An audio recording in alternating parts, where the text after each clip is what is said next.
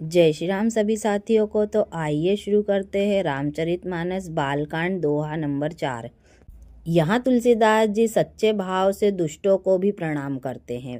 वे कहते हैं बिना प्रयोजन ही अपना हित करने वाले के भी प्रतिकूल आचरण करते हैं। दूसरों के हित की हानि ही जिनकी दृष्टि में लाभ है, जिनको दूसरों के उजड़ने में हर्ष और बसने में विषाद होता है।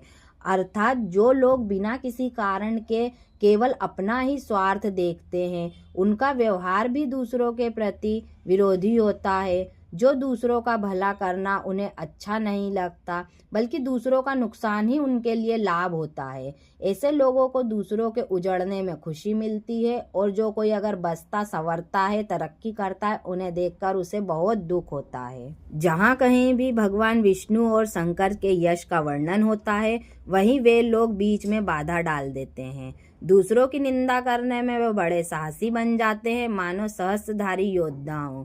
दूसरों के दोष उन्हें ऐसे दिखाई देते हैं जैसे उनके पास 1000 आंखें और 1000 मुंह हैं।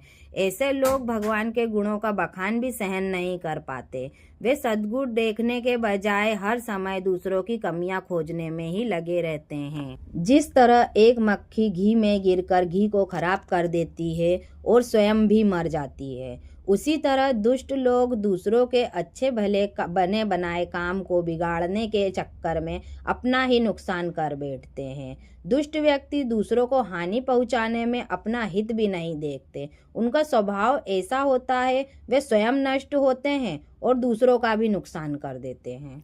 जो लोग दूसरों को जलाने वाले ताप में अग्नि और क्रोध में यमराज के समान है।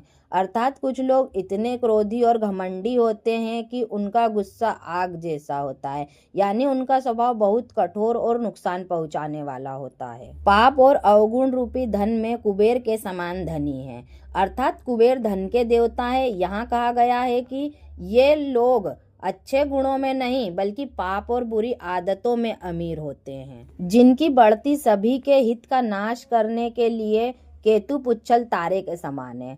अर्थात केतु को अशुभ माना जाता है, वैसे ही इन लोगों की तरक्की दूसरों के लिए नुकसानदायक होती है। यानी जब ऐसे लोग आगे बढ़ते हैं तो समाज का भला नहीं बल्कि नुकसान ही करते हैं, और जिनके कुंभकर्ण की तरह सोते रहने में ही भलाई है। अर्थात कुंभकर्ण बहुत ज्यादा सोता है। यहाँ ये कहा गया है कि ऐसे लोगों के जागने और सक्रिय रहने से नुकसान होता है। अर्थात इसलिए अगर वे चुप पड़े रहें तो सबके लिए अच्छा है। वे कहते हैं राजा पृथु ने भगवान का यश सुनने के लिए 10,000 कान मांगे थे। उसी तरह ये लोग भी मानो 10,000 कान वाले हैं, लेकिन अंतर यह है कि राजा पृथु ने भगवान की महिमा सुनना चाहते थे, और ये लोग दूसरों के पाप दोष और बुराइयां सुनने में लगे रहते हैं। ऐसे लोगों को पहचान कर मैं उन्हें दूर से ही प्रणाम करता हूँ। इसीलिए कहा गया है कि ऐसे लोगों को प्रणाम करना ही ठीक है, यानी उनसे उलझने के बजाय दूरी बनाकर रहना चाहिए। यहाँ तुलसीदास जी कहते हैं जिनको कठोर वचन रूपी वज्र सदा प्यारा लगता है।